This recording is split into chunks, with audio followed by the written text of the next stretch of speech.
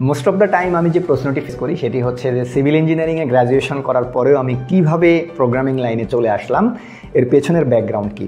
তো এর পেছনের যে ব্যাকগ্রাউন্ডের হিস্ট্রি, সেই হিস্ট্রি অনেক লম্বা একটা হিস্ট্রি, হয়তো বা অল্প সময়ে আমি বলে শেষ করতে পারবো না। তারপরেও আমি এই ভিডিওতে সেটাকে সামারি আকারে তুলে ধরার চেষ্টা করছি, যাতে করে একটা ওভারঅল আইডিয়া আপনাদের চলে আসে। তো প্রোগ্রামিংয়ের প্রতি যে ভালোবাসাটা বা টেকনোলজির পেছনে যে ভালোবাসাটা, এটা আমার স্কুল লাইফ থেকেই ছিল। আমি যখন মোস্ট প্রবাবলি ক্লাস 8 or 9-এ পড়ি, তখন কিন্তু আমার লাইফের আমি ফার্স্ট ওয়েবসাইট ক্রিয়েট করেছিলাম। দেন তখন থেকেই HTML, CSS, কীভাবে ওয়েবসাইট ডেভেলপ করতে হয় বা টেকনোলজির যে বিভিন্ন খুঁটিনাটি বিষয়গুলো আছে, এগুলোর পিছনে আমার একটা অন্যরকম ইন্টারেস্ট কাজ করতো। তখন থেকেই গুগলে সার্চ করতাম, বিভিন্ন ওয়েবসাইটে যাইতাম, ইউটিউবে গিয়ে সার্চ করতাম, করে করে বেসিক বিষয়গুলো শেখার একটা একটা নেশা আমার ভেতরে তখন থেকে ছিল। দেন এরপরে যখন আমি ইউনিভার্সিটিতে প্রবেশ করলাম, যখন আমি রুয়েটে চান্স পাইলাম, চান্স পাওয়ার পরে আমার পরিবারের ইচ্ছাতেই বলতে গেলে আমি সিভিল ইঞ্জিনিয়ারিং সাবজেক্টটা চুজ করি। কেননা তখনও আমি এরকমভাবে ভাবিনি যে প্রোগ্রামিংটাকে আমি আমার পেশা হিসেবে নেব বা অ্যাজ এ কেরিয়ার আমি আমার প্রোগ্রামিং নিয়ে আমি এগিয়ে যাব, এই ধরনের কোনো প্ল্যান তখনও কিন্তু আমার ছিল না। তখন আমার এরকম একটা প্ল্যান ছিল যে ঠিক আছে, সিভিল ইঞ্জিনিয়ারিং সাবজেক্ট এটা তো ভালো, যথেষ্ট ভালো, দেশের ভেতরে জব স্কোপ বলুন, সরকারি চাকরিতে জব অপরচুনিটি বলুন, দেশের বাইরে বলুন, সব জায়গাতে সিভিল ইঞ্জিনিয়ারিংয়ের একটা ভালো বিচরণ আছে। তখন আমার এরকম টার্গেট ছিল যে আমি সিভিল ইঞ্জিনিয়ারিং পড়ছি, ওকে, ভালো কথা, কিন্তু এর পাশাপাশি প্রোগ্রামিংটা ছিল তখন আমার একটা হবি। কেননা মানুষের হবি বিভিন্ন রকম হতেই পারে, সেটা যে সবসময় ক্যারিয়ার ওরিয়েন্টেড হতে হবে বা সেটা যে সবসময় পেশাগত হবি হতে হবে, বিষয়টা কিন্তু সেরকম নয়। তো অ্যাজ এ হবি আমি প্রোগ্রামিং করতাম। একদম সেই 2011 সালে যখন আমি ইউনিভার্সিটিতে ভর্তি হলাম, তখন প্রোগ্রামিং আরও বেশি আমি করা শুরু করলাম। কেননা ইউনিভার্সিটিতে যাওয়ার পরেই আমি বেশ কিছু ফাঁকা সময় পাই।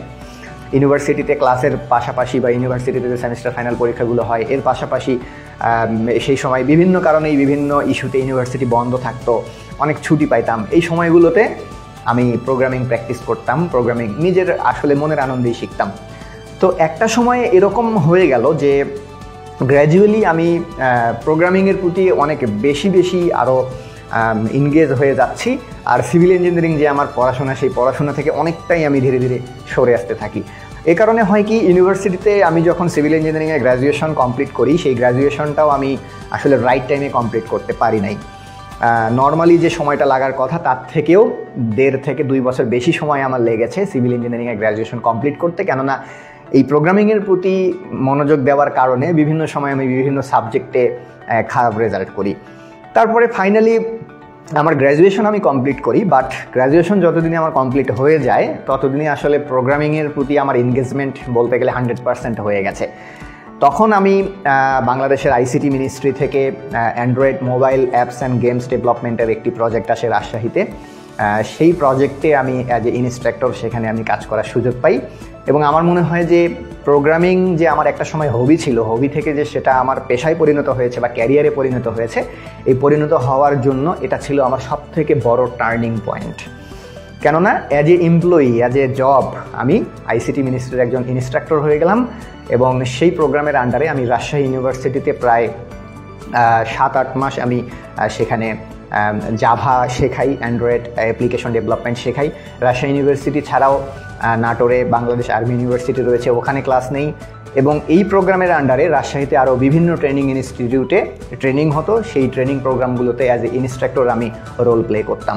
তো যখনই আমি ইনস্ট্রাক্টর হিসেবে, অ্যাজ এ প্রোগ্রামিং ইনস্ট্রাক্টর হিসেবে রোল প্লে করলাম, তখন ওই যে প্রোগ্রামিংয়ের প্রতি আমার যে আগে থেকে যে ন্যাকটা ছিল, আগে থেকে যে শেখার আগ্রহটা ছিল বা প্র্যাকটিসের আগ্রহটা ছিল, সেই আগ্রহটা স্টুডেন্ট পড়াইতে গিয়ে বা ছাত্র পড়াইতে গিয়ে বা as a instructor role play করতে গিয়ে আরও অনেক বেশি বেড়ে যায়। একদম আমি বলতে গেলে 2011 থেকে শুরু করে আমি যতটা শিখেছি অ্যাজ এ প্রোগ্রামিং ইনস্ট্রাক্টর, যখন আমি ICT মিনিস্ট্রিতে কাজ করতে যাই, সেখানে কাজ করতে গিয়ে আমি ওই অল্প সময়ের ভেতরে আমার যে শেখার প্রসেসটা, সেই শেখার প্রসেসটা আরও অনেক বেশি ত্বরান্বিত হয়। দেন এরপরে প্রোগ্রামিং ইনস্ট্রাক্টর হিসেবে কাজ করার পরই আমি রাজশাহীতে বেশ কিছু লোকাল প্রতিষ্ঠান রয়েছে, সেগুলোর সঙ্গে অ্যাসোসিয়েটেড হই। রাজশাহীতে CBA IT and training institute রয়েছে, তারপরে step up IT and training institute রয়েছে, তাদের সঙ্গে ইনভলভ হই, তাদের সঙ্গে বিভিন্ন প্রজেক্টে কাজ করি। এছাড়া আমার বেশ কিছু ফ্রেন্ড সার্কেল ছিল, বেশ কিছু বড় ভাই ছিল, তাদের সঙ্গেও বেশ কিছু ফ্রিল্যান্স প্রজেক্টে কাজ করার স্কোপ আমার হয়। এভাবে গ্র্যাজুয়ালি কাজ করতে করতে একটা সময় রাজশাহীতে আমার মোটামুটি একটা ক্যারিয়ার দাঁড়িয়ে যায়, সেখানে আমি রেগুলার বেসিসেই জব করতে থাকি। দেন এরপরে ফ্যামিলির ইচ্ছাতেই আমি ঢাকায় শিফট করি। ঢাকায় শিফট করার পরে ঢাকায় এসে খুব বেশি জব পেতে আমাকে বেগ পেতে হয়নি, কেননা আগে থেকে আমার যে এক্সপিরিয়েন্স ছিল সেই এক্সপিরিয়েন্সটাই আসলে ঢাকায় এসে নতুন জব পেতে আমাকে অনেক বেশি হেল্প করেছে। ঢাকায় আসার পরে আমি ফার্স্ট একদম আইডিএলসি ফাইন্যান্স লিমিটেডে অ্যাজ এ সফটওয়্যার ইঞ্জিনিয়ার আমি অ্যাপ্লাই করি। অ্যাপ্লাই করার পরে আমার যেটা হলো যে আমি যখন ভাইবা দিতে গেলাম তখন দেখি যে সবাই কম্পিউটার সায়েন্স ব্যাকগ্রাউন্ডের স্টুডেন্ট, আমি একাই সিভিল ইঞ্জিনিয়ারিং ব্যাকগ্রাউন্ডের স্টুডেন্ট। তো ভাইবাতে আমি শুরুতেই বললাম যে আমি সিভিল ইঞ্জিনিয়ারিং ব্যাকগ্রাউন্ড থেকে এসেছি। তখন ভাইবাতে যারা ছিল তারা আমাকে বেশ সাহস দেয় মনের ভিতরে একটা, যে হটেবার আপনি সিভিল ইঞ্জিনিয়ারিং ব্যাকগ্রাউন্ড থেকে এসেছেন, দিস ইজ নট ফ্যাক্ট। আপনি যে কাজ করেন, প্রোগ্রামিংয়ের প্রতি যে আপনার একটা ভালোবাসা আছে, আপনার প্রোগ্রামিংয়ের যে একটা ব্যাকগ্রাউন্ড আছে, স্কিল আছে, এই স্কিলটাই আমাদের জন্য যথেষ্ট। দেন সেখানে ইনিশিয়ালি একটা ভাইবা হয়, সেই ভাইবাতে পাস করে গেলাম। এরপরে রিটার্ন পরীক্ষা হলো। সেই রিটার্ন পরীক্ষাও কিন্তু আসলে কম্পিউটার সায়েন্স ব্যাকগ্রাউন্ডের যে সিলেবাস আছে সেই সিলেবাসের উপরেই রিটার্ন পরীক্ষা হয়েছে। সেই রিটার্ন পরীক্ষাতেও আমি কম্পিউটার সায়েন্সের যে স্টুডেন্ট আছে বা ক্যান্ডিডেট আছে তাদের সঙ্গে কম্পিট করি। তারপরে রিটার্ন পরীক্ষাতেও পাস করে গেলাম। এরপরে ফাইনাল ভাইবা শেষে সেখানে সেই রিক্রুটমেন্টে একজন ডেভেলপারকেই নিয়োগ দেওয়া হয়েছিল এবং সৌভাগ্যই বলবো কি নিজের ক্যাপাবিলিটি বলবো জানি না, সেখানে আমি অ্যাজ এ সফটওয়্যার ইঞ্জিনিয়ার আমি আইডিএলসি ফাইন্যান্স লিমিটেডে জয়েন করলাম। এবং সেখানে জয়েন করার পরে আমি এমন একটা লার্নিং এনভায়রনমেন্ট পেয়েছি, এটা আসলে সবার সৌভাগ্য হয় কিনা আমি জানি না। সেখানে this is not only my job but also আমার ভালো লাগা। অফিস করতেই আমার পার্সোনালি খুব ভালো লাগে, অফিসে যেতে ভালো লাগে, অফিসের কাজগুলো করতে ভালো লাগে। এবং সেখানে যে গ্রোমিং এনভায়রনমেন্টটা আমি পেয়েছি, গত 3 বছরেরও বেশি সময় ধরে আমি আইডিএলসিতে কাজ করছি। সেখানে সফটওয়্যার ইঞ্জিনিয়ার হিসেবে কাজ করেছি 2 বছর। 2 বছর পরে আমার প্রমোশন হয়ে আমি সিনিয়র সফটওয়্যার ইঞ্জিনিয়ার হয়ে যাই এবং এখন সিনিয়র সফটওয়্যার ইঞ্জিনিয়ার হিসেবে আমি রোল প্লে করছি। এবং সেখানে যে গ্রোমিং এনভায়রনমেন্ট ছিল, লার্নিং এনভায়রনমেন্ট ছিল, লার্নিং অপরচুনিটি ছিল, সেই অপরচুনিটি আমাকে আগে যা আমি ছিলাম তার থেকে কয়েক গুণ আমাকে বেশি সামনের দিকে এগিয়ে নিয়ে গেছে এবং সামনে আরও আমাকে এগিয়ে নিয়ে যাচ্ছে।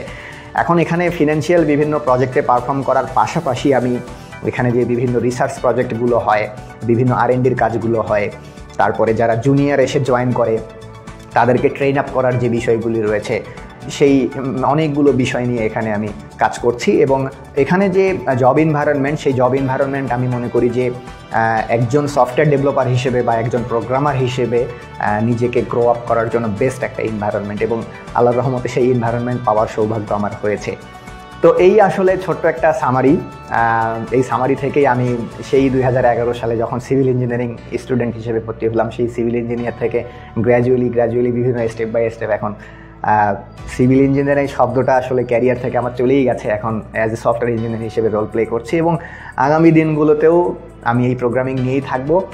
আর অ্যাকচুয়ালি সিভিল ইঞ্জিনিয়ার হিসেবে আমি কখনো কোথাও জবেরও কখনো ট্রাই করিনি। শুরু থেকেই আমার ট্রাই ছিল এই প্রোগ্রামিং নিয়ে এবং এখনও প্রোগ্রামিং নিয়েই আছি।